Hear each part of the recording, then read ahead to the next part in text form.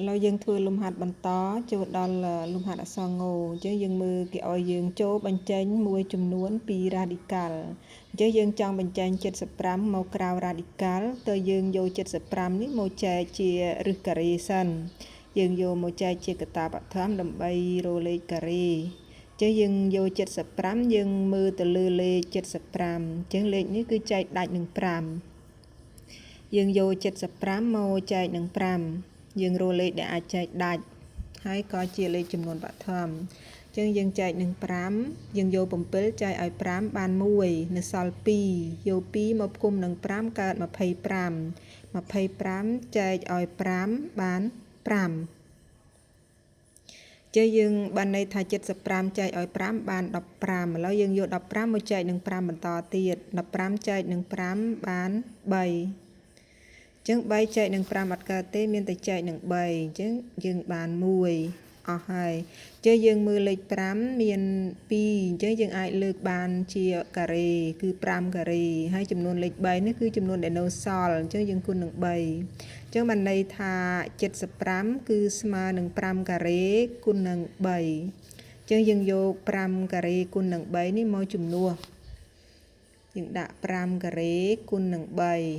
ជំនួសឲ្យ75ហើយយើងដាក់ radical ត្រឡប់មកវិញ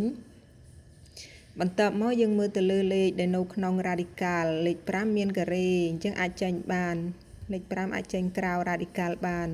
អញ្ចឹងយើងដាក់បាន5តែសម្រាប់លេខ3អត់មានការ៉េទេដូច្នេះมันអាចចេញក្រៅ radical បានទេគឺជាប់លេខ3នៅក្នុង radical អញ្ចឹងយើងអាចចេញបាន5ជាប់3ជាងចម្លើយរបស់យើងគឺចេញបាន5ចឹងយើងមើលបន្តមកដល់លំហាត់អក្សរចគឺលេខ80អញ្ចឹង80យើងអាចចែកដូចគ្នាដែរគឺយើងលើក80នេះមកចែកនឹងចំនួនដែលអាចចែកដាច់អញ្ចឹងលេខ80ចែកដាច់នឹង5អញ្ចឹងយើងអាចចែកនឹង5ទៅយើងអាចកាត់មួយខ្ទង់បានអញ្ចឹងយក8មកចែកនឹង5បានម្នាក់1អញ្ចឹងនៅសល់3ផ្គុំនឹង0កើតទៅជា30យើងយក30មកចែកនឹង5បាន6ចឹងយើងបាន16ចែកនឹង5ទៀតអត់ដាច់ទេគឺយើងត្រូវចែកនឹង2យើងចែកនឹង2បានដាច់ចឹងយើងយក16ចែកឲ្យ2បាន8ហើយ8យើងចែកនឹង2បន្តទៀតយក8ចែកឲ្យ2បាន4អាចចែកនឹង2បន្តទៀតគឺយក4ចែកឲ្យ2បាន2ចឹង2អាចចែកនឹង2បានបន្តម្ដងទៀតយើងដាក់2ចែកឲ្យ2បាន1អញ្ចឹងយើងអស់ហើយត្រឹម1អញ្ចឹងយើងចង់បានការ៉េយើងត្រូវយកចំនួនដែលយើងចែកបាននេះមកផ្គុំឲ្យបាន2កតាអញ្ចឹងលេខ2យើងកាត់2មកចែកគ្នាម្នាក់1អញ្ចឹងលេខ2នៅសល់2ទៀតយើងអាចចែកគ្នាម្នាក់1ទៀតអញ្ចឹងលេខ5គឺជាចំនួនដែលនៅសល់អញ្ចឹងយើងដាក់បន្តមួយទៀតមករួចហើយយើងគុណលេខ2នេះចូលបាន4នេះយើងគុណ2ចូលបាន4អញ្ចឹង5នេះគឺជាចំនួនដែលនៅសល់ជើយើងគុណមកគឺយើងលើក4គុណនឹង4យើងអាចលើកបានជាការ៉េយើងស្មើនឹង4ការ៉េគុណនឹង5អញ្ចឹងបានន័យថា80គឺស្មើនឹង4ការ៉េគុណនឹង5ជើយើងយក4ការ៉េគុណនឹង5នេះជំនួសឲ្យលេខ80យើងដាក់4ការ៉េគុណឲ្យ5ហើយយើងដាក់សញ្ញា radical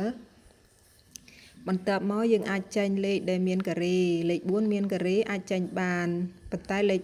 5អត់មានការ៉េទេដូច្នេះលេខ5ត្រូវជាប់នៅក្នុង radical យើងអាចចេញបានតែមួយចំនួនទៀតយើងមិនអាចចេញបានអញ្ចឹងយើងដាក់បាន4ជាប់ឬ5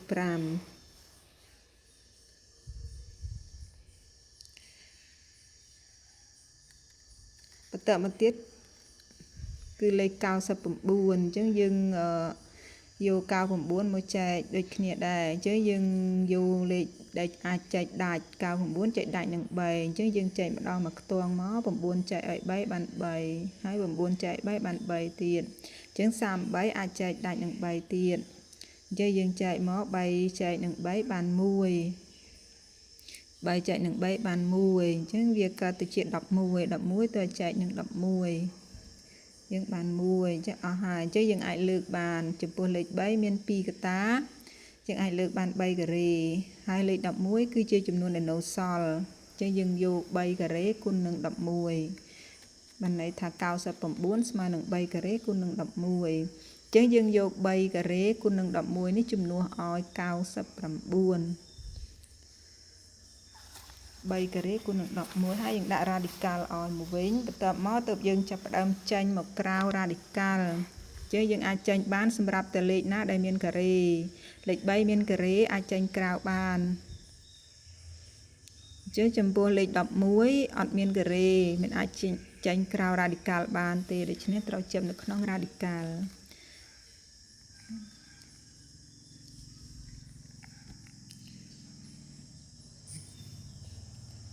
ហើយលំហាត់ដែលនៅសល់បន្តមកទៀតគឺលេខ300អញ្ចឹងលេខ300យើងមិនបាច់ចែកជាកតាបឋមក៏បានដែរគឺយើង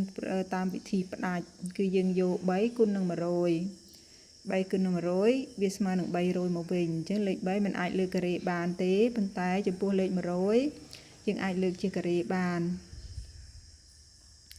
100យើងអាចលើកបាន10ការ៉េអញ្ចឹងចំនួន10ដែលមានការ៉េអាចចេញក្រៅ radical បានអញ្ចឹងចេញក្រៅមកបាន10ហើយនៅជាប់3អត់មានការ៉េមិនអាចចេញក្រៅ radical ទេដូច្នេះជាប់លេខ3នៅក្នុង radical អញ្ចឹងចម្លើយយើងគឺចេញបាន10ជាប់ឬ3សូមលំហាត់ដែលនៅសល់នេះគឺសូមឲ្យកូនរៀនធ្វើដោយខ្លួនឯងមើលតាមគំរូលំហាត់ខាងលើសូមអរគុណ